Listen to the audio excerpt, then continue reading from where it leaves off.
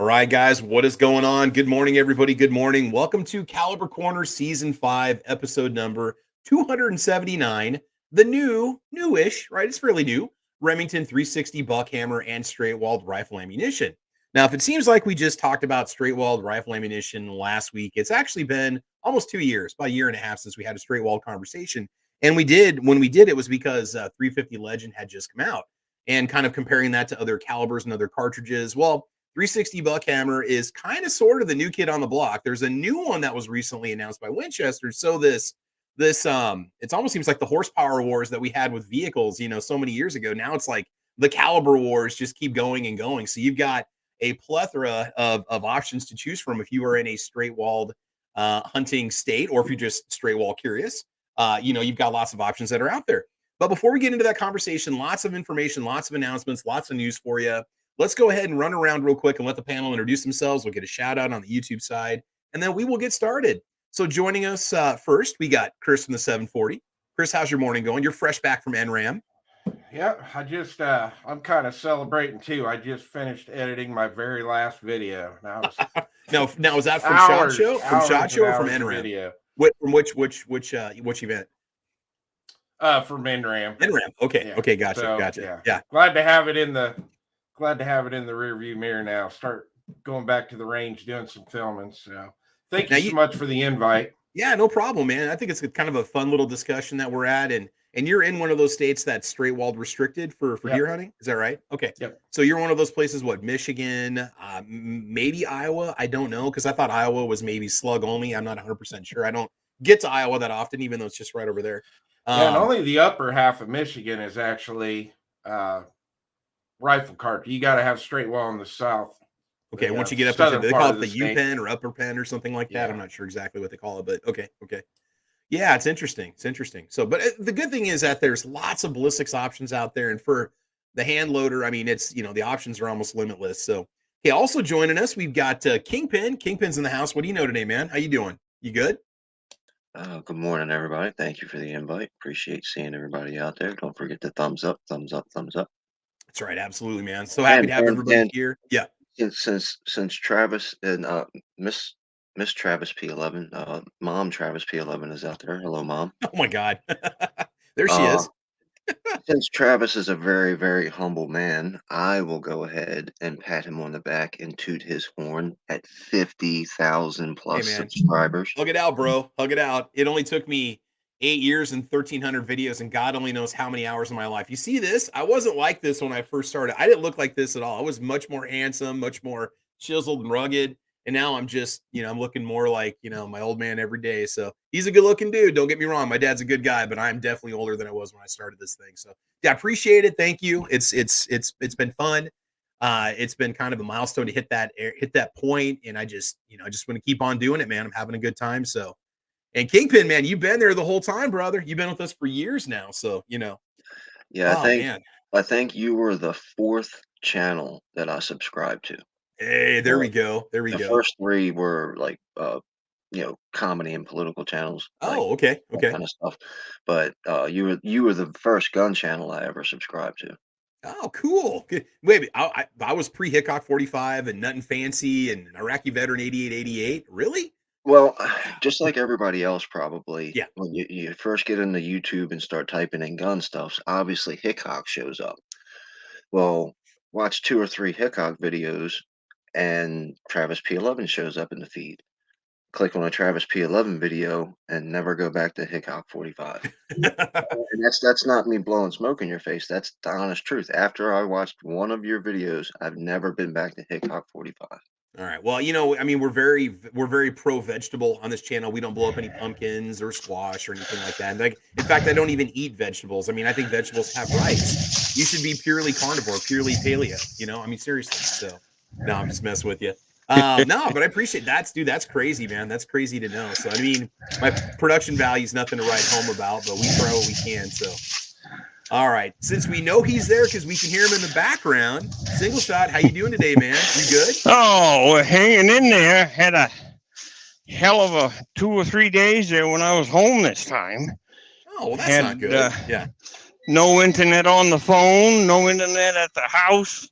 Oh, brother, I'll tell you, it shines a very bright light on how much this society relies on the internet. And if you don't have it, you're pretty much dead in the water. Yeah, it's crazy how it's just one of those utilities that we rely on anymore, you know? Oh, yeah, absolutely. Yep. Oh, but yep. no, Yeah. hey, I'm doing all right. Maybe if I can get everything else squared away, I can actually get something done, or at least I hope to. Yeah. So we're working on it. Yeah. Like I said, most of my time was done trying to straighten out all the problems I had with that. But you're back and you sound good, so that's a good thing. Yeah, man. Yeah, headed out on my my next loop here. So Cool. Still waiting on my new truck. They still got things in the works for that, I guess. Well, hopefully it happens here soon. It's about time you deserve. So you're not driving what we see. You're not driving that what we see in the thumbnail there. That's not your truck. Yeah, I wish. It always reminds me of like cool. It looks like a Mortal Kombat character or something. Every time I see doesn't it? Yeah, it looks like one of the Mortal Kombat video game characters. I'm like, oh, he's got a great vehicle. I should get my Hyundai wrapped in that. That would look so sweet on the car. That thing is custom built from square one. I'm telling you, that thing. Nice. I wouldn't want to even consider paying the money for that truck. I can't imagine that custom paint job. Oh my God. Good morning to everybody on the chat. Hope everybody does well today, and we'll be riding along here listening. Sounds good. Well, let's see who else is out there listening. And we got a lot of announcements for you and lots of other stuff going on. We got Thomas Rees out there, New York Outcast in the house. Kingpin's with us, and he's over there. Kim Williams, my mom is out there. I better behave. M. Gabriel's out there. Chris in the 740. We got Krabby Turtle, tacos and French fries. Kevin Jung is out there. Tommy Guns in the house. Ozzy Orsborn. Let's see here. Tactical Fud. Patriot in the Dark. Kevin Jung was saying that he's got his first match coming up since 2019. What'd you say that was? Was it a 3-gun or a steel match or something? That's pretty cool, dude. Get out there and go get him, bud. Also joining us. Apparently I'm out there too already. That's a good thing. We got Tony York in the house. We've also got, that might be about it for right now. We'll have more people joining in as we get into this discussion. Oh, Hootie Who's out there today too. Good morning, sir. Good morning. Tactical Fud's in the house. Information for you guys.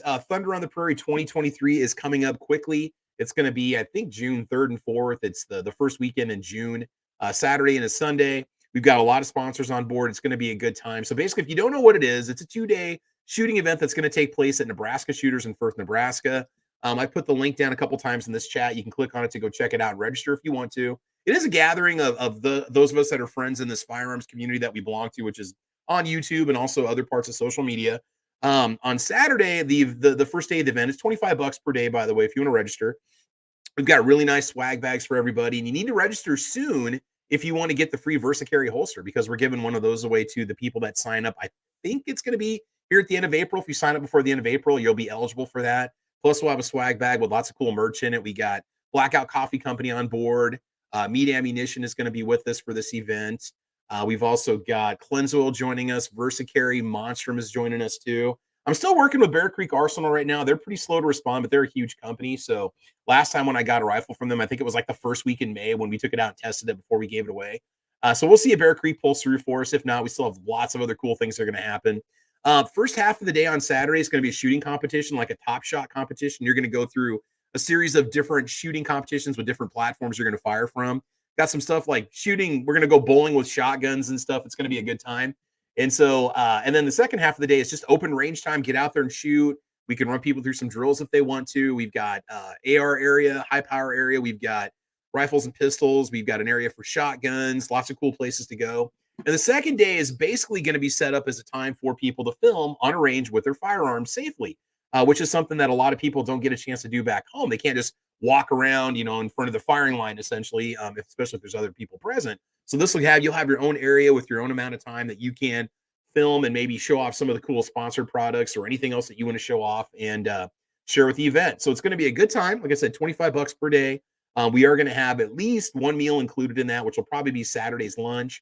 Saturday night, we'll probably go into Lincoln and go find some place to eat, hang out, and chill. Maybe go to Shields and go walk around a little bit and see what they got for sale. But otherwise, it's going to be a great event. So do get signed up. The link's posted in the chat. I can put it out there again for you guys. And the code is Thunder23, which is what you need to unlock the event to see it. So type in Thunder23 in caps all together, and you'll be able to see the schedule, the sign up, all that stuff happening. And that will just give you an opportunity to do so. So seating is limited because myself and Defense Dad and a few others will be RSOs for the event. So we can only have so many people per RSO. And I think it's going to be a good time. Really looking forward to testing out some of the meat industry's ammo that's going to be coming our way too. So should be a lot of fun. See, am I forgetting anything else here? Oh, by the way, guys, Nebraska passed a permitless carry. By the way, it happened a couple days ago. We did have the vote that we needed to make LB 77 advance the governor's desk on April 25th. I don't remember the time. I think it's 2 o'clock maybe or 1 o'clock. I'll have to look up the event again. There's going to be a signing event that's going to take place. And then 90 days after that, I believe it would then go into effect and become law. So I'm currently looking around for a new carry piece because, you know, what better way to celebrate your state getting constitutional carry or permitless carry than getting a new firearm. So shout out to John Anderson, shout out to NFOA, Senator Brewer, and the 33 representatives from Nebraska that do believe in freedom. We appreciate your yay vote, I guess I should say, your pro vote for that bill to make it happen. So we're number 27. It certainly took us long enough, but maybe now that spot in the middle of Tornado Alley is going to be ready to go. So there you go. Whew, what else am I missing here? Anything else we need to say? Okay, so straight wall cartridges here. Kingpin's got a question for us, and then Chris has a little story for us. And then we're going to talk about kind of the idea behind straight wall cartridges. Why, you know, what's the reason why we have them? Why can't you hunt with certain bottleneck, you know, centerfire rifle cartridges in certain states? What's the deal? So Kingpin, what's your question real quick? We'll try to answer it. I think there's a lot of ways we can answer it, but go right ahead, sir. Really, it was just a super basic kind of beginner's question is, why is there a straight walled cartridge? And so then you explained in the pre-chat kind of the why. Actually, I'm sorry. I was going to ask the same question. Had a brain freeze. So the question is, I'm sorry, everybody. Why is there a straight wall cartridge and why is there a bottleneck cartridge? The way I understand it is the straight walled cartridge was the first, and I'm sure I'm probably going to get shot down by internet keyboard commandos, but I believe that straight wall cartridges were the first smokeless powder metallic cartridges to be manufactured and made. And so that's why they're here before bottleneck cartridges took off. So they're here today. Okay. But in terms of like hunting, the straight wall versus bottleneck, a lot of states only allow, you know, buckshot or slugs from shotguns to hunt deer. You know, you're limited to like say 200 yards or less with certain ammo. And so the straight walled cartridge is kind of a substitute for that slug shotgun that a lot of guys have to use if they want to hunt deer. And then through the straight wall cartridge, you kind of have the same power factor, the same limitations that the slug round is going to give you, which doesn't creep into the power potential of a bottleneck cartridge. So it's a more restricted round. And for me, it's going to be in states that have kind of stepped up now to allow for more platforms. A lot of people say, you know, the straight wall cartridge has a lot less recoil than a 12 gauge slug round. I will say that's true. Myself, somebody who has hunted with slug rounds in the past, your 12 gauge slug round kicks. I mean, it kicks like a mule when you shoot. It's not pleasant, especially if you're trying to dial in your gun and stuff. It's very heavy. So, I mean, compared to like 350 Legend or 357 mag or 44 mag through, say, a lever gun, the recoil is a lot less. And so that's why a lot of these companies have now, you know, been taking advantage of legislation allowing straight walled cartridges to exist for hunting. So it's kind of an evolution off the round that's already there. And it's a type of round that's being allowed in states for hunting, where before you couldn't have any kind of like traditional centerfire rifle ammunition. Straight wall cartridge is basically the answer. So hopefully I answered that question. So that's kind of a complicated explanation, but there's a lot of reasons for it. You know, it's here because it's always been here. It's here because the laws say that this is all you can hunt with. And essentially it doesn't have the power potential. Well, we can argue that too, but it doesn't quite have the velocity and power potential and reach that a traditional bottleneck cartridge is going to have because of the smaller projectile with more powder behind it, where a straight wall cartridge doesn't offer that option. All right. Single shot. Does that sound about right? I think that was like a 5 minute. Yes, sir. It does. It does. I seem to recall in history that the straight wall was the first 4570, wasn't it? Brass, yes. 4570, 4590, yeah. 45110. The last numbers on that is 45 caliber, but it's 90 grains of black powder. or 110 grains of black powder or 120 grains of black powder. That was a designator on a lot of those double set digit calibers, 3840, 3855, stuff like that. They had to increase the power on the cartridges for some locations and some, purposes, different ranges, different states, different layouts, geographical layouts of the land, what they was going to be hunting and where they was going to be hunting. So the straight walls got a good run for their money about range, distance, and stopping power.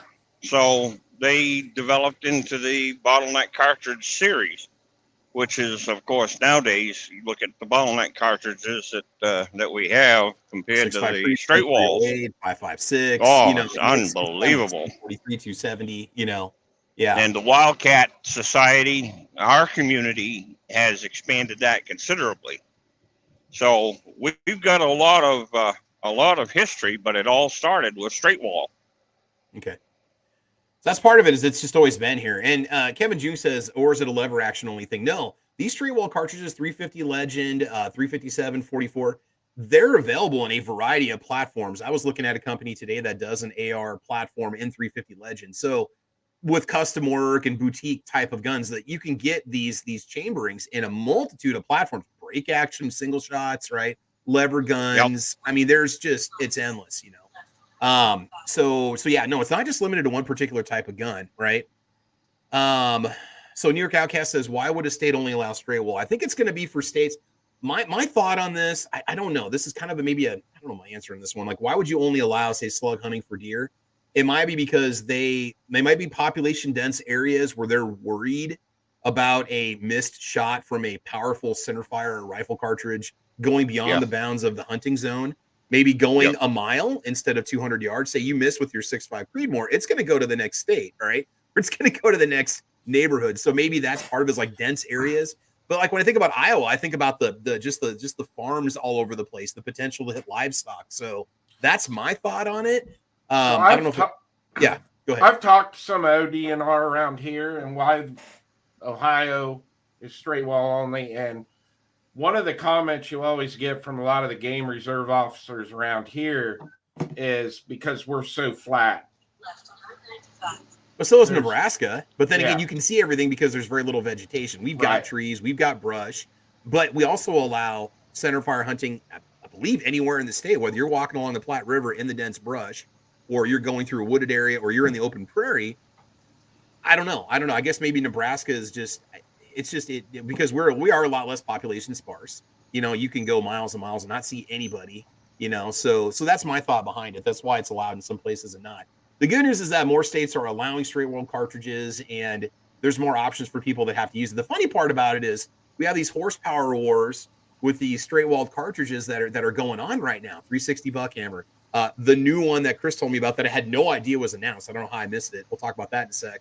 But they all kind of peak out and kind of drop off around 250 yards. So like we're all trying to get there first, but they all basically do the same thing, or do they? So when we take a look at those power specifications, we're going to kind of take a look at why 360 Buckhammer is. And I'm not being sponsored by Remington or anybody. We're just having the discussion because 2 years ago 350 Legend was all that, and now 360 Buckhammer isn't even comparing itself to 350 Legend. It's going neck and neck with 30-30, trying to say, hey, you don't need 30-30 anymore. I am all you need because I do both. I'm straight walled and I outperform 30-30. So it's crazy. So, Chris, the story you wanted to tell us about 360 Buckhammer, you got something funny to say about it? We were joking before the show started about we should be the guys naming these calibers. We were talking about having 370 Super Prairie and 380 Harvest Master and 390 like Feral Dominator, and then the 400 God Round. We should be naming these. They should be paying us to come up with the names for these calibers. The 410 Kingpin. I mean, there you go. It's the only caliber you ever need. One shot does them all. So yeah, Chris, what's your story? What were we gonna say? Yeah, go ahead. So when I first started on YouTube, obviously, I started out in the reloading community, and I became really good friends with a lot of those guys. Still good friends with them to this day. And right before I took off for SHOT Show, I had gotten a text from CW and another one from James Pugh, and they were like, "We really, really want you to check out the 360 Buckhammer when you get to SHOT Show." So the first day I was there, it was like as soon as I walked in, I happened to see the Remington booth, and it kind of clicked. I'm like, I'm going to go over there and make that video for those guys. I mean, they've been supporting me the whole time, so I'll go do some video for them. So I got over there. Well, there was no one from Remington anywhere near the 360 Buckhammer part of the booth. Yeah. So I start filming. I'm doing some B-roll through there. They've got ballistic gel showing you what the round. Yeah, they feature the ballistics gel on the website too. Yeah, got literature all over the place. They got books you can get. In fact, I grabbed a book for CW and 360 Buckhammer and it's like the pamphlet. Yeah. So I look on the wall and there's 3 Henry rifles sitting there, chambered and 360 Buckhammer. So I'm taking them down off the thing, and my son's got the camera going, and I'm showing everybody the guns.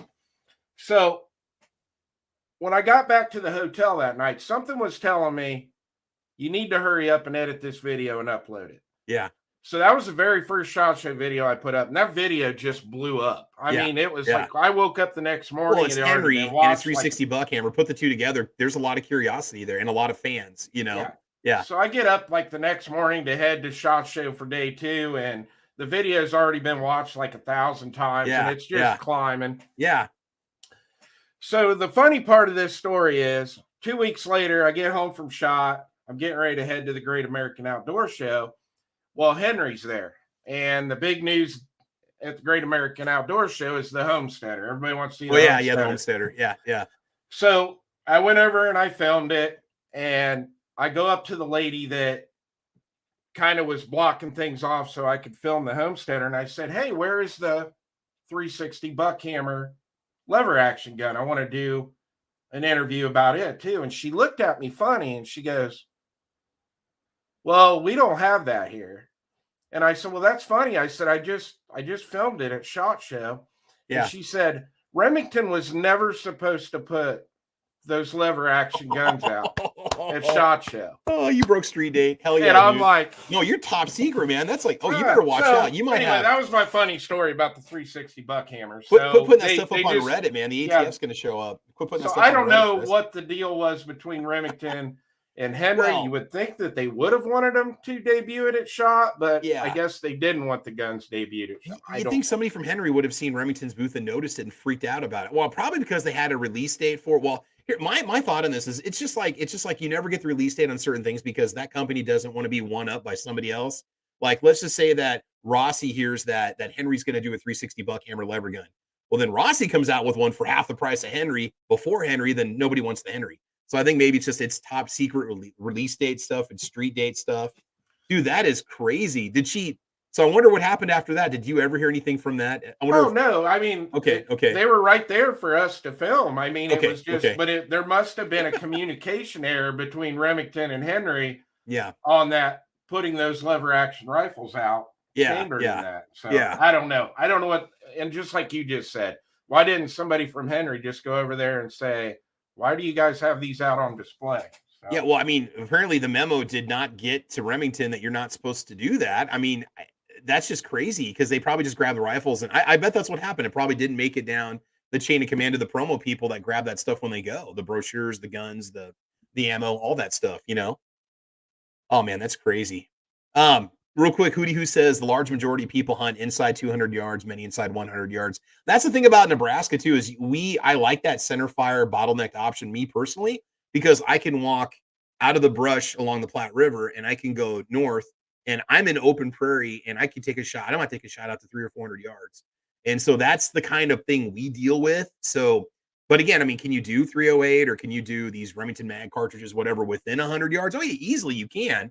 But, many times it's just, and I get it. The straight wall thing is going to work for a lot of people. I mean, there's a lot of different calibers you could use.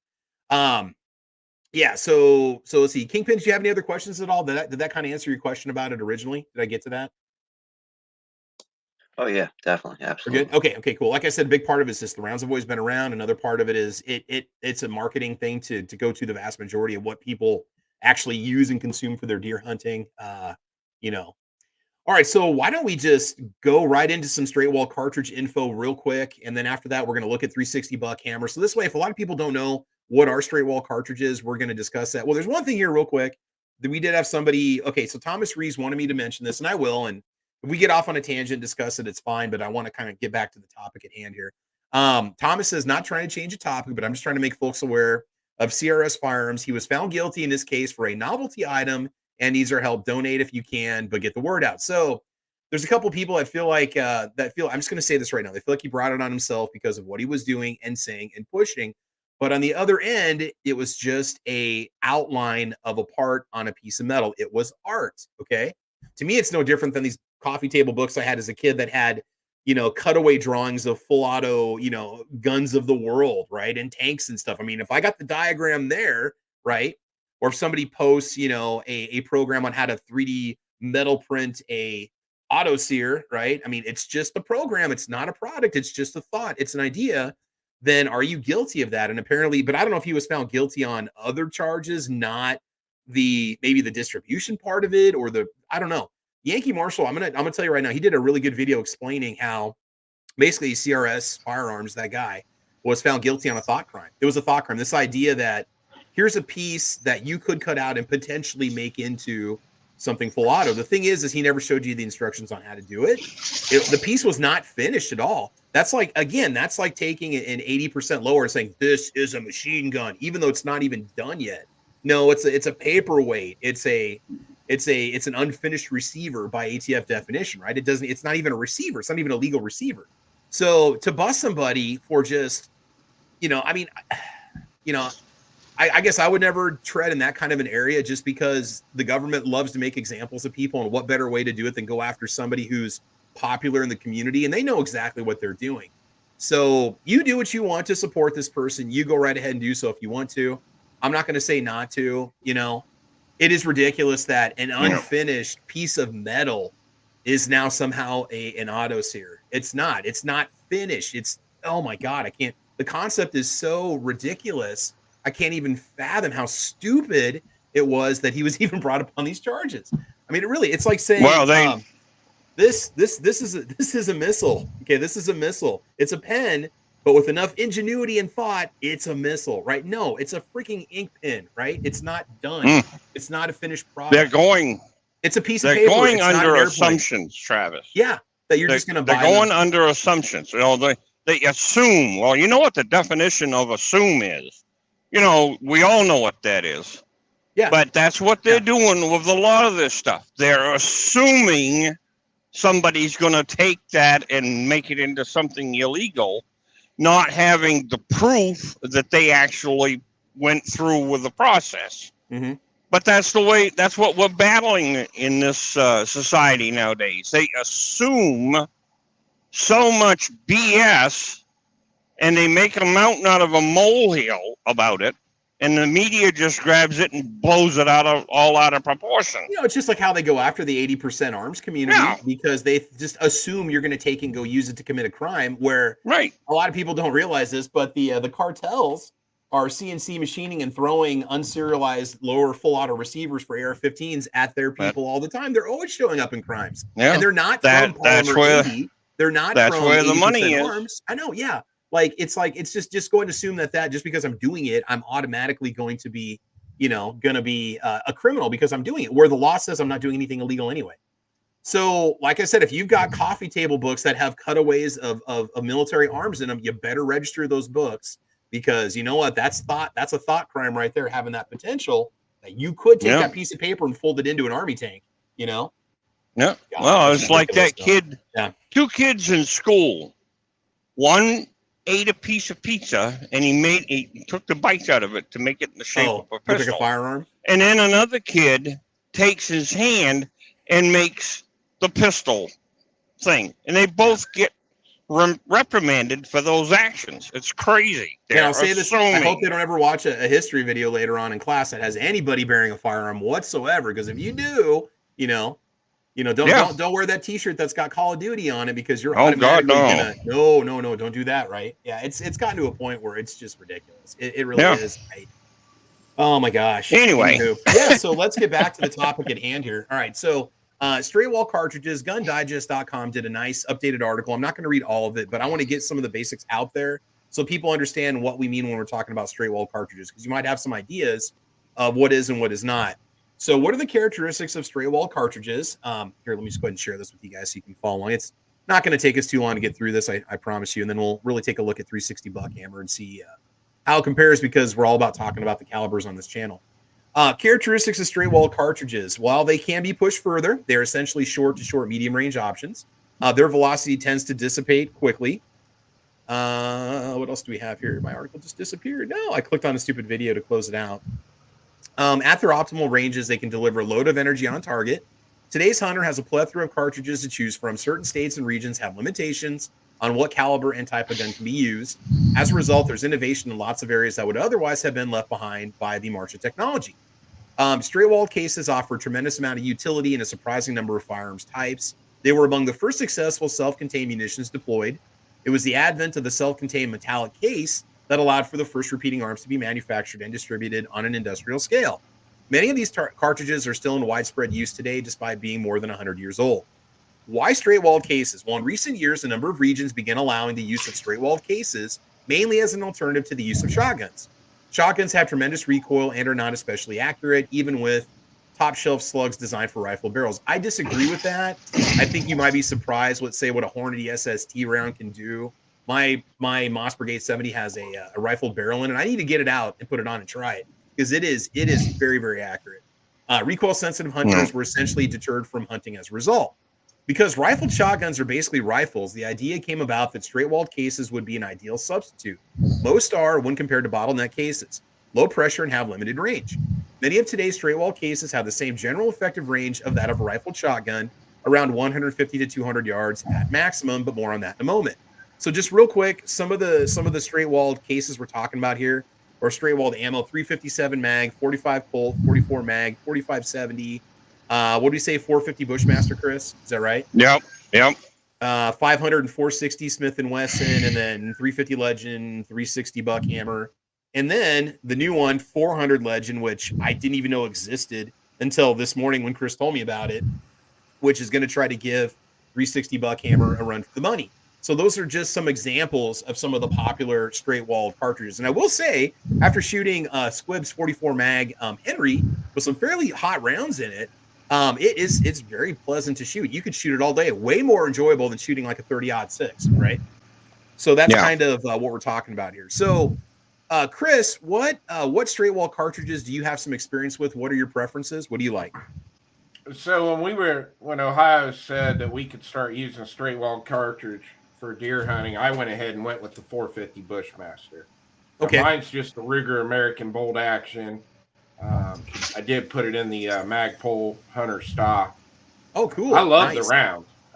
Yeah. I'm very confident with it out to 200 yards. I wouldn't take it past that. But are you loading it yourself right now too?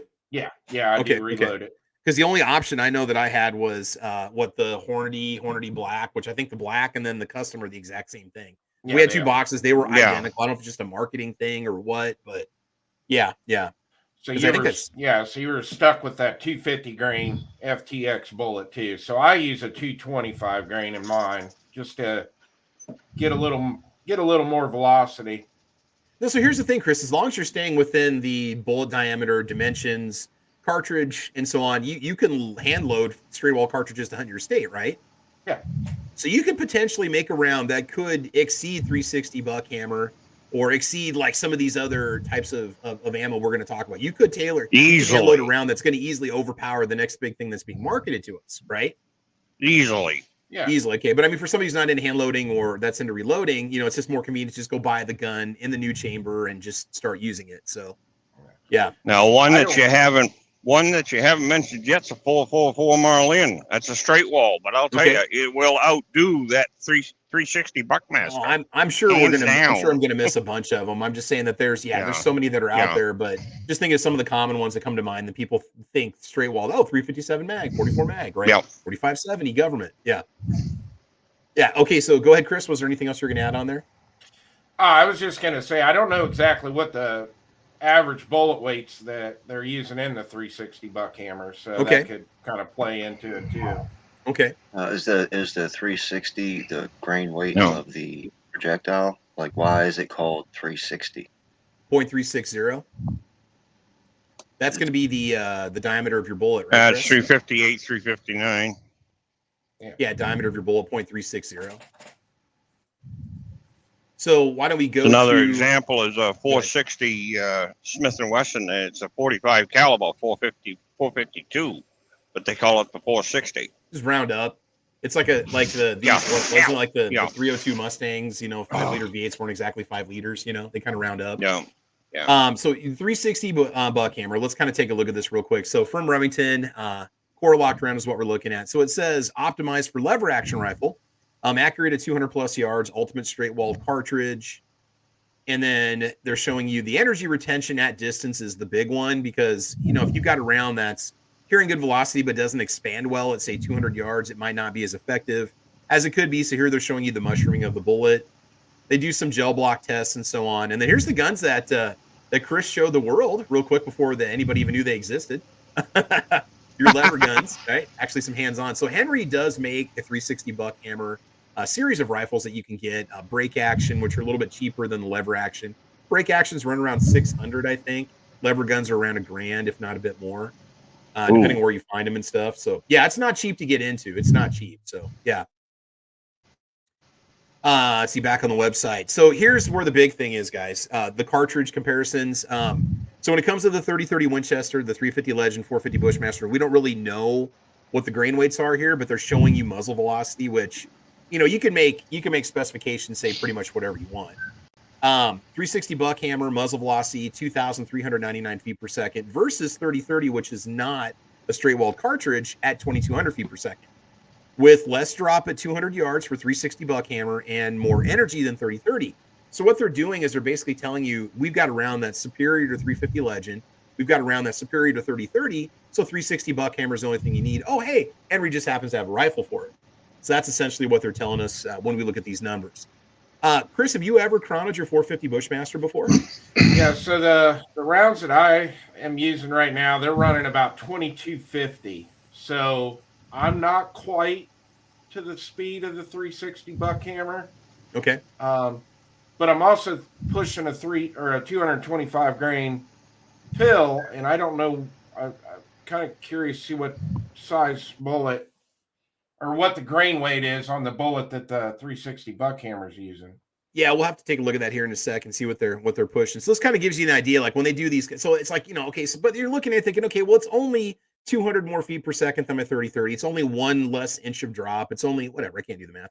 It's only 20 some foot-pounds of energy less. But for some people, they want that ultimate takedown, because maybe you were that person that took that shot at 175 and you didn't drop that deer, or you lost that deer, or you didn't get it dropped as quickly as you wanted to. So you want the most effective round you possibly can. And part of it is just these companies are always looking for new ideas to market and to get out there. And this is, the kind of the comparison of the different calibers. Here it says, why do I want 360 Buckhammer? Well, it says it's straight up better than other straight wall cartridges. The ultimate deer hunting straight wall cartridge, 360 BHMR, is accurate and deadly out to 200 yards and optimized for lever action rifles. Easy to shoot with energy. Velocity drops similar to 30-30. 360 Buckhammer is the best hunting cartridge when you want to use a lever action rifle. And then they get into kind of the Q&A and the FAQ about it and so on. Ballistics here, we can check this out real quick. So Chris, we're looking at, let's see here, 180 grain and a 200 grain. They've got two different ones. 180 grain core locked round. This is your range in feet per second, your velocity. And then after that, if you know the velocity and the grain weight, you can calculate the energy to see if it has what you need for when you're hunting. And then the 200 grain round, here's the ballistics on that. So 1794 at 100 yards, 2217 out of the barrel. Chris, you said you were doing a 225 grain 450 Bushmaster round. Is that what you said? Yeah. Okay. Yeah. Have you done the chronos on that at all? Yeah, that's what I'm getting 2250 out of. Okay. Okay. Muzzle, so yeah. you've got a more power. You've got a heavier grain weight round, and you've got more velocity coming out of the barrel. Kind of curious about the drop, how that would compare. Yeah, But I'm going to say that's probably where the Buckhammer is going to shine a little bit. There is the drop. Yeah, yeah. So let's go back real quick and check out let's check out those drop numbers one more time real quick while we're here. So let's see. Yeah. So they're showing your 450 Bushmaster is going to drop a foot at 200 yards. Have you ever taken it out to like 100 just to see, like just zeroed it to see what kind of drop you have on it? Like to see if it drops 6 inches or 8 inches. Have you tried that at all? No, I've got mine zeroed at 100 yards. Okay. Okay. So, but yeah, but you're talking a 250 grain bullet dropping 12 inches too. Mm-hmm. So it only makes sense. I mean, that's what just a little bit less. Yeah, I'm saying physics, or you can't get around the physics behind it. You know, it is a compelling argument. I mean, if you're new to straight walled cartridges and you want to get into something, the only thing I would say is I hope it really takes off, because I'm kind of having a 224 Valkyrie moment right now, where that was the big thing that all these channels were pushing, because it takes 5.56 and pushes it up to 11, you know, and it's got that extra, you know, a couple hundred feet per second, but then it's got, you know, proprietary upper, I think a proprietary bolt carrier group. I think I had to buy a special magazine for mine also to use it. So it's like, it wasn't exactly, you know, like all that, and it hadn't taken off. And now you could barely find ammunition for, like, Federal, I think, is one of the few companies. American Eagle, I think, is the only 224 Valkyrie ammo that's out there. Now, with Remington behind it, I would hope they would make it for a given period of time, and you should be able to reload for it or load your own. Okay, hopefully you can get the projectiles for it and everything else you need to load your own rounds, because if the round doesn't take off, but I mean, I don't know. I think it's probably going to be popular with Henry backing it. I mean, there's going to be people that are going to buy it just because it's a new Henry anyway. And there's going to be people that'll buy it because they're curious about this caliber, or they want something a little more potent for hunting. So let's see what we have here. Thomas says, thank you for mentioning it. By the way, 4570 is what I like for deer here in Ohio. Yeah, I need to add a 4570 to my collection, I think. So I want one real bad too. Oh yeah, that would just be, the SBL. I just $1,500, $1,600 if you can find one. So it's got two of them. I'm coming to the reality that it's going to be years before I'm able to get a Marlin 336 or, you know, 4570. It's just yeah. I got two of them. I got 16-inch Super 16 for the Contender, and I've also got a 23-inch rifle barrel for the Contender. Oh, nice. 4570. Cool. Library Garrett says 224 Valkyrie really put a sour taste in my mouth for new cartridges. It's like one of those things that's why I've been kind of holding off on like 30 Super Carry, even doing anything with it at all. And here, you know, High Point releases a 30 Super Carry carbine just because. More power to them. I'm never gonna, you know, discourage a company from say coming out with a new round. You know, I think it's cool that that we're promoting these things and keeping the industry healthy and alive and new. And maybe we'll have some, you know, another generation of young hunters that are watching this media online thinking, ooh, 360 Buckhammer sounds awesome, you know, and then they get into hunting and they get the rifles and shooting, and the Pro 2A live, you know, community carries on. But it's one of those things where as an owner, it's like, God, I got to spend money and upgrade to another caliber now. Geez, I'm just now getting to where I want to be with what I have here. So it's first world problems. It really is. I mean, if we could all just be forced to use AK-47s only, and that's it, you know. I mean, it could be a lot worse, but still. So what we're going to do now is we're going to go and take a look at 400 Legend here and see what that's all about. Hey, Single Shot, can you stay muted up? Because you got a lot of buzz coming through. Oh, yeah, I'm sorry. No, I keep hearing. That's all right, bud. Thank you, man. I muted you once just because it was a little bit loud. So, okay, so let's go check out 400 Legend, which I didn't know. Chris, do you know anything about this? You saw it at NRAM or what? I saw it and I walked by it at NRAM. It didn't really. I had no interest in it whatsoever, but maybe I should have done something on it. Well, no, because I mean, if you would have picked it up, you probably would have. Winchester probably didn't even know it was there. You would have just shown it off and gone live. Said, look, guys, 400 Legend. You get tackled by a bunch of media people, you know. Oh, you can't mention it, does it? So nobody asked me to do anything with 400 Legend, so. The next chapter in the Legend. So that tells me that there's going to be a 450, a 475, a 500, a 5 1/4, a 550. It's never going to end, man. It's never going to end. All right. So what do we know about 400 Legend? Okay. Introducing the 400 Legend, featuring a 215 grain PowerPoint bullet. It's the latest high performing straight walled cartridge from Winchester. By the way, my dog's dreaming in the background. He's barking. The latest high-performing straight wall cartridge from Winchester. This cartridge offers deep penetration, excellent accuracy, and quick knockdown, making it ideal for hunters and sport shooters alike. With high velocity and low recoil, the 400 Legend gives you the power and precision you need for your next time out. So what are they saying? Okay, equivalent to 450 Bushmaster with 20% less recoil. Chris, you're going to have to go buy one now to compare. You don't have a choice, man. 215 grain round.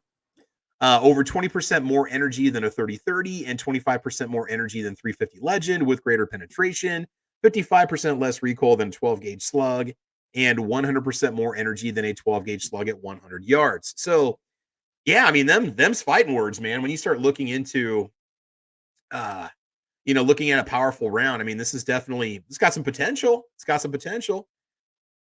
And they show the back of the box here for you.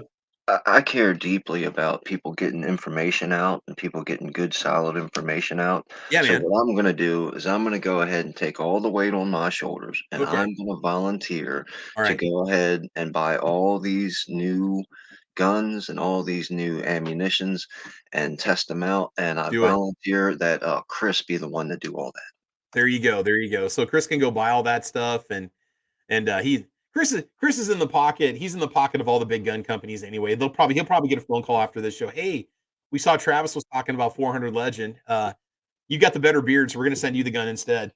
Well, I care so deeply about what we do here. I don't mind spending all of Chris's money, not at all. That's and I do want to apologize if the Travi mind tricks happen to cause you to go buy a 360 Buckhammer lever gun. Congratulations. I mean, I'm sorry, but it does happen. It's kind of an after effect. It's like a side effect of watching the show. You go out and spend money that you don't want to. Like right now, I'm contemplating a new concealed carry piece to celebrate permitless carry for Nebraska. I mean, Chris almost sold me on a $1,300 Lionheart Vulcan this morning. I mean, geez, you got to be careful when you're hanging out with these people. Very, very dangerous. So, yeah. Looking at the back of the 400 Legend box here real quick. Velocity numbers, we got 2250 out the barrel, 2,416 foot-pounds of energy out of the barrel. That's a pretty significant round. Who answer this question? Who are they trying to market this one to? Are they going after the unhappy 450 Bushmaster owner that doesn't like the recoil, that wants let? Who's going to buy this? That's the question I'm going to ask. Who's going to buy this, guys? You answer the question for me. I'm not. Is this what Squib would call the question that nobody asked? Well, we kind of say that every time a new cartridge comes out anyway. It's like, isn't 30-30 good enough? Yeah. I don't know. So I see I got to meet Ozzy actually at NRAM, which was awesome to get to meet him in person, but he said he did look at the 400 Legend at NRAM. I'm curious if they had any of the guns there for the cartridge, Ozzy, because the ones I'm finding online, none of them have muzzle brakes on them. So I'm seeing where they're saying 20% less on the recoil of 450. But I know most of the guys around here that have 450s, we're all running muzzle brakes on ours. So I'm just kind of wondering. So, okay, I did find us a rifle that has it. What did they test this in? I would guarantee that you're going to have what is this in? Let me go and bring this up to you guys real quick. I'm trying to find out. Let's see here. What rifle they use for it. So it says that 400 Legend chambered rifles will be available from Ruger, Savage, Mossberg, CMMG, Winchester, repeating arms, and more within the first year. Initial loading will be a 215 grain PowerPoint bullet, 300 grain option, and the super suppressed line will be available later this year with additional offerings planned for 2024. So yeah. So there will be guns that'll be coming out for it here soon. Says in these areas, this has historically. Oh, okay. So it says the other thing too. So 400 Legend is a new straight wall cartridge with a cartridge overall length between 2.125 and 2.26 inches and a case length of 1.650 inches. It says this case length is an especially important consideration with straight wall cartridges, as some states like Michigan don't allow the use of straight wall cartridges with cases longer than 1.8 inches. So in these areas, this has historically ruled out cartridges with longer case lengths, such as the 444 Marlin and the 4570. So that's part of it right there, is that, the Michigan hunting crowd or any of those states essentially that have those higher restrictions on the ammo that you can use. So there's going to be a market for it. I guess maybe people that want to go above and beyond 357 Magnum or 44 Magnum, they want to go into something a little more potent. This might be the way to go. And again, I'm never going to discourage a company from coming out with a new caliber, but it's just the idea. It's like, here we have a comment, Ozzy says, I saw the 400 Legend in NRAM. I'd already ordered a 350 Legend, LOL. Well, the good thing about 350 Legend is it's really, really taken off, and it's really become a lot more popular now, available on a variety of platforms.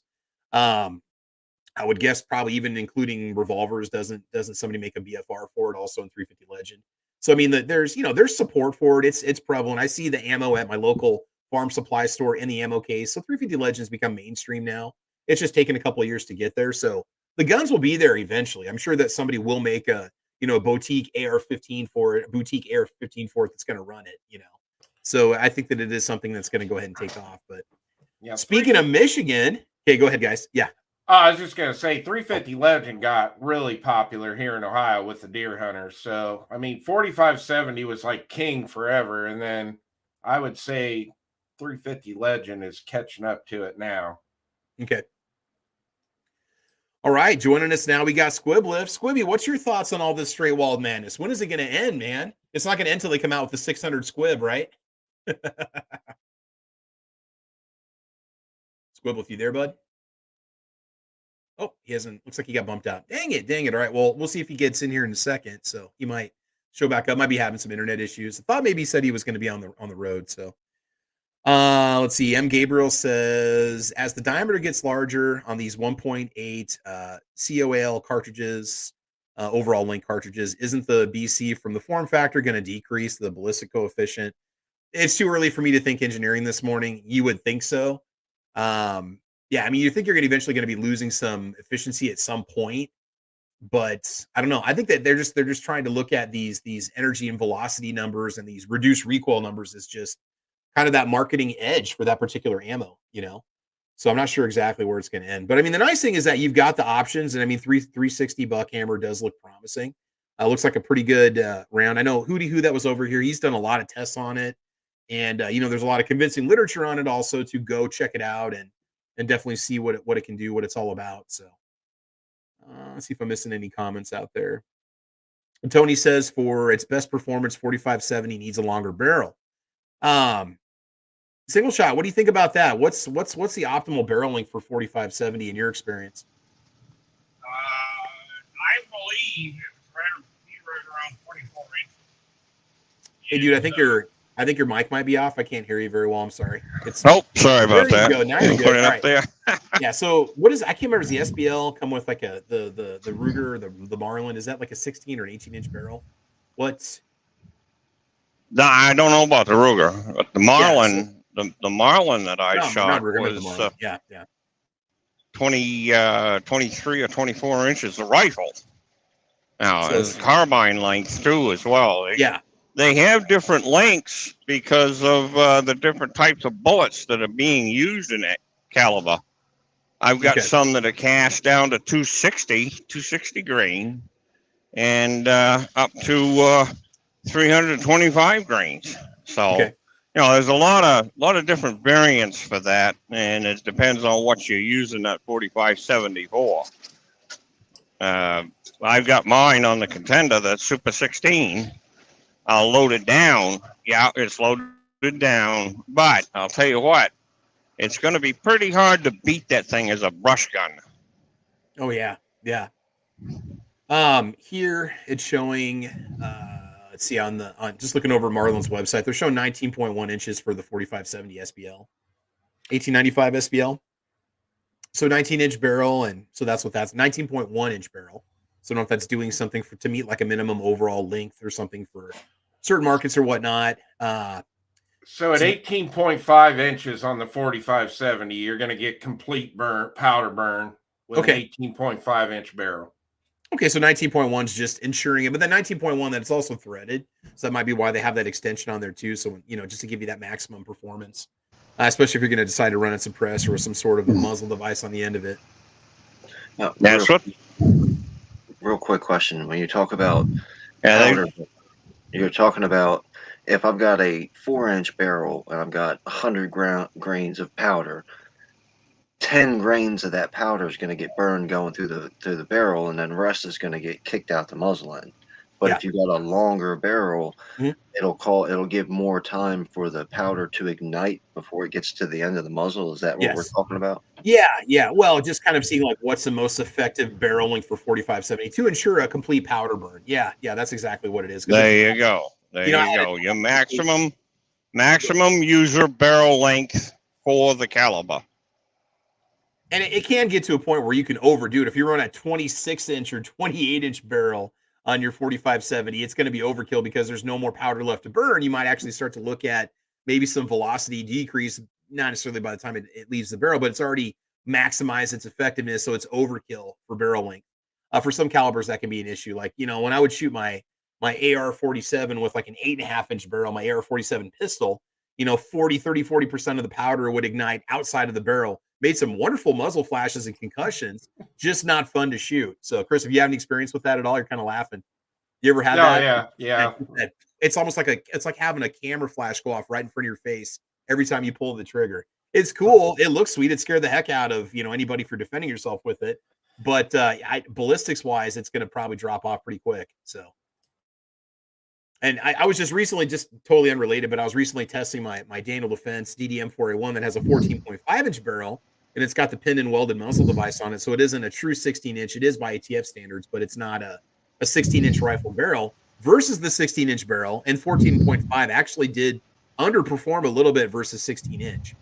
But you didn't get the muzzle flash like you do out of a 10.5-inch AR upper, AR pistol upper, So yeah, that goes into your powder burn rates for the cartridge. If you're getting a lot of flash off of a caliber, whatever barrel length, then you've got to go to a faster burning powder, because that shows you all your flash is from when that powder goes out of the barrel, you're wasting it. So you got to go to a faster burning powder. True. Yeah, there's one way. But if we're just talking off the shelf commercial ammo, unless you're hand loading, it's totally going to be overkill, or it's just going to be not overkill. It's going to be not utilizing the full potential. Yeah. Oh yeah. Thomas Reese says, I hate the term brush gun. If you're shooting into bushes, you are unsafe and unethical as a hunter. LOL. Yeah, we would always hope that you would have a safe line of sight on your target and know what's beyond your target too. Because I know I've hunted in the brushes at Nebraska before and on public hunting grounds, and it's not fun. I did it one time, got a deer, what was it, 10 years ago, 12 years ago. And I was in a public hunting area in Nebraska. And the deer that I got, I rolled up on it and was getting ready to gut it. And like 6 other hunters came out of the woods to see what I shot at. It's like one was over here, one was over here, one was over here. It's like, oh, we were all shooting in the same direction. We could have potentially been shooting at the same thing. And I'm like, oh, okay, I'm done with this. After that, I decided just to start asking for private grounds to hunt on, just for my own personal safety, which isn't hard to do in Western Nebraska, but or Central Nebraska, but still, it's like, okay, so I can imagine being in the brush, like you and a bunch of other hunters are in the woods in thick brush, right? I mean, granted, it's fall time, maybe there's less foliage around, but I see what he's saying, because it can be potentially dangerous if you're not careful. So I know, I think of brush gun, I'm thinking of like going after, wild boars and like the jungles of like some area or whatnot, but yeah. So anyway, guys, well, that's all I have for today. I don't know if there's anything else you guys want to mention at all. I just wanted to kind of talk about the 360 Buckhammer and straight walled cartridges, and so single shot. What are some of your favorite straight wall cartridges? What do you have some experience with? I got to go with 3357. That's 144 Magnum, 4570 for 44 Marlin. I have a full 50 Bushmaster on an AR platform. I think that's about it. 45 Colt. I think that's about it. Cool. You got a lot of experience. Yeah, 45 Colt. I don't even know if I even mentioned that too. That was another one also. And we've had, if you go back, guys, just type in caliber corner space and then any caliber you can think of. There's a pretty good chance we've done an episode on it, because we've done episodes dedicated to just 357 mag, 44 mag, 30-30. We've had single standalone episodes just on single calibers, and it's still relevant information because we're talking about the history of the round and kind of what it is today and what platforms are available. So even though the podcast might be a couple of years old, the information really hasn't changed. So do keep that in mind. So, Chris, what about you? You said just your 450 Bushmaster. Any 357 mag experience or 350 Legend or 45 Colt? I mean, as far as what I own, I love Yeah. the 450 Bushmaster.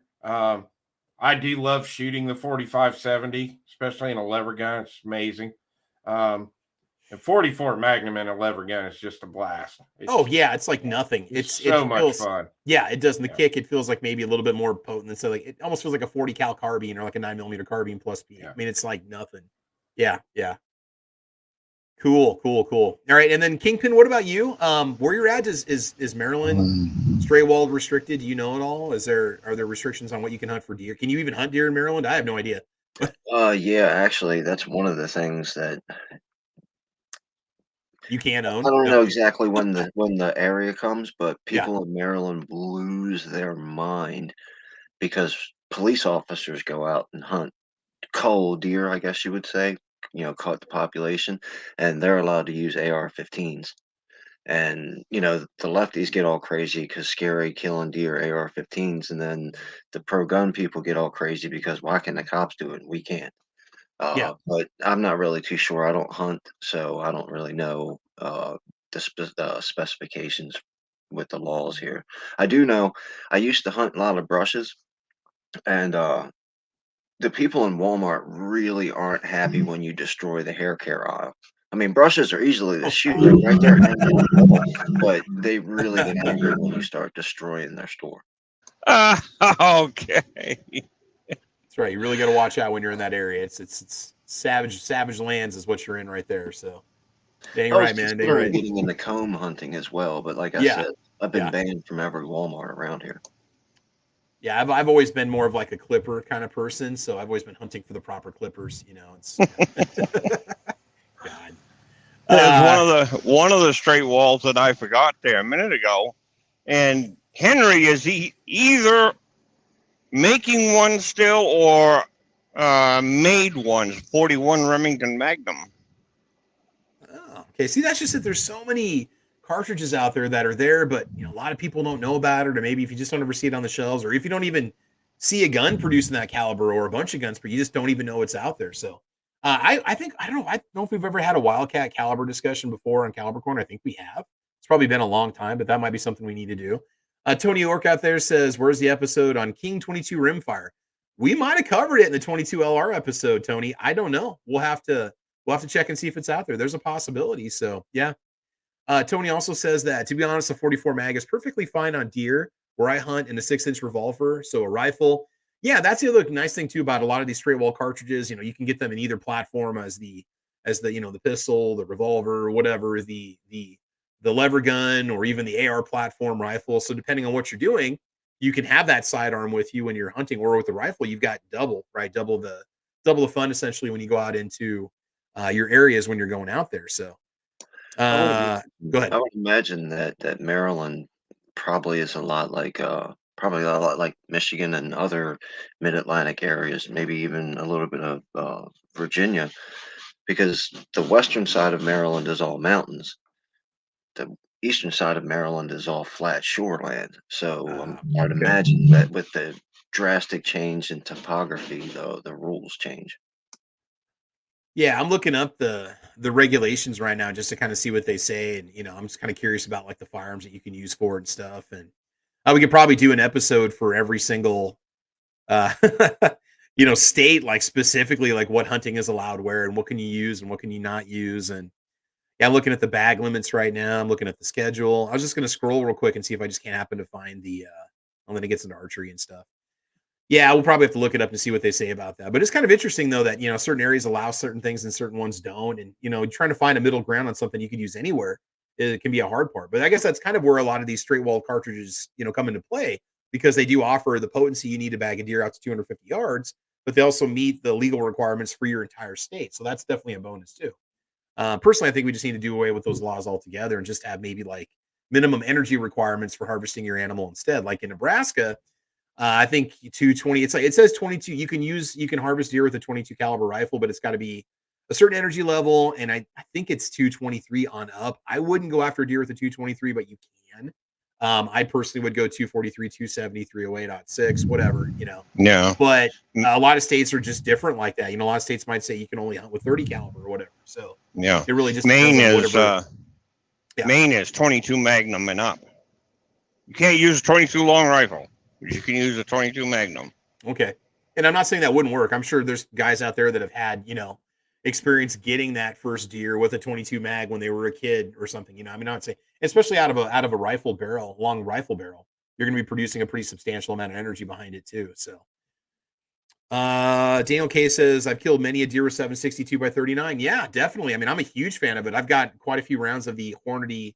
I think it's SST or poly-tipped steel case round that they made, and that stuff is fantastic for deer hunting. It works great. I've got a Ruger American chambered in 762 by 39. Love that rifle. I think I'll bring it out to Thunder on the Prairie so you guys can play around with it. Just so handy, so much fun, and at one point so cheap to shoot because I could just shoot steel case through it. It was designed to cycle successfully steel case ammo. It was designed around that idea because they knew so many guys had AKs. Why not make a bolt action rifle that could shoot that round? And that's probably one of my hands down my favorite bolt action rifles of all time. I love it. It's short, it's compact, it runs well, it's accurate as all heck. It's got a threaded device on the end of it, so you can add suppressor if you want to or whatever. So it's a wonderful rifle. I know we're getting away from the 360 Buckhammer topic, but I'd consider maybe picking up, say, a Ruger American or maybe a Mossberg Patriot and 360 Buckhammer if they ever offered it. It'd be kind of cool. Otherwise, I'm always looking for an excuse to get another lever gun too. So. Let's see. Kevin says, I'm in Texas, don't need straight walled, but I love the diversity and selection. If something dries up, it's nice to have fallback options. Yeah. Because I mean, if the next pandemic that hits, I can almost guarantee that, .6 and 350 Legend will probably be some of the last calibers that disappear off the shelves because your more common calibers are going to go first. I remember 44 mag was like 444 mag and 454 Casulla were like two of the only rounds that were on the shelf at Walmart during peak pandemic times when I would walk around looking for ammo. And then like 7mm Remington Magnum or whatnot, that was the only thing you could actually get. So, all right, guys, I think we will go ahead and call it mic drop comment of the episode for today. Thomas Rees, shot placement is key. Shot placement is always key. That's what really matters in the end, guys. Tony says, I've seen deer drop with 22 LR. Yeah, I'm not saying it's not possible at all. Now, granted, we've got deer that weigh more than me here in Nebraska, way more than two of me here in Nebraska. They are massive, massive bucks. But anyway, I definitely would want something fairly potent. Last comment here, Mountain View says, I know 350 Legend is the new hotness for hunters. I don't live in a straight wall state for low recoil hunting. 762 by 39 or 300 Blackout is great. Yeah, 300 Blackout's another fantastic round too. So good stuff. All right, so let's go ahead and wrap this one up. We'll get some final comments and final plugs out there. Single shot, anything you want to say before we go? Well, get that mic unmuted. Yeah. Not a whole lot. It all depends on your purpose for the cartridge, your topographical area, and population, of course. Yeah. I don't like to hunt where there's a lot of hunters either for that same reason. That can get pretty crazy. Yeah. But anyway, folks, take care. God bless. America moves by truck. Right on, man. Absolutely. Absolutely. Glad to have you here. Good little discussion today. Like I said, just kind of focusing on one caliber, one specific type of ammo. And I don't know what we're going to talk about next week. We'll have to figure something out. I haven't really thought about it yet, but we'll get there. Maybe do that King 22 LR that Tony York was out there talking about. If that is in fact a real caliber. I mean, who knows? I should know these things, but I don't. There's so many calibers that are out there. I'm always learning something new. It's nice being a lifelong learner. All right, Chris, anything you want to say before we go? Appreciate the invite. A lot of fun this morning. Side chat was awesome. Great being on a panel with Kingpin again. Always good talking with you. Yeah. I got a lot more NRAM videos coming out.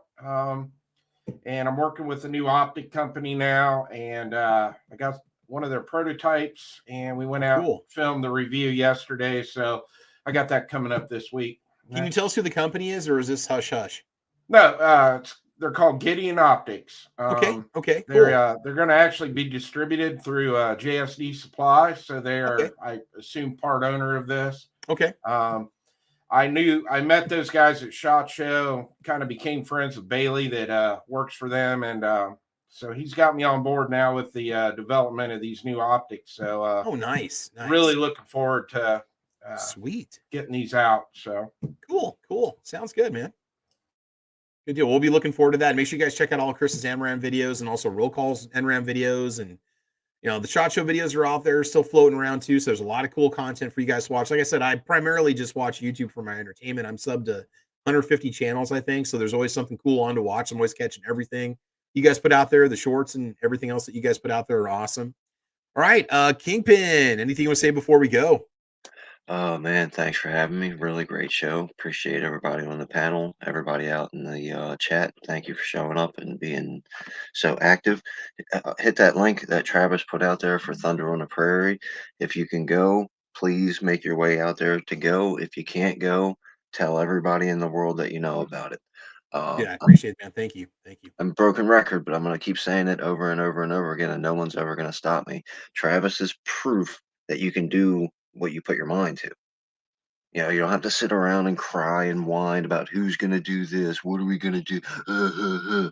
You can get an idea and then do it, just like Travis and Defense Dad did. They are proof right there that you can be successful if you've got a good idea and you put your effort toward it. You don't have to wait for a hero. Travis can be your hero, or you can be your own hero.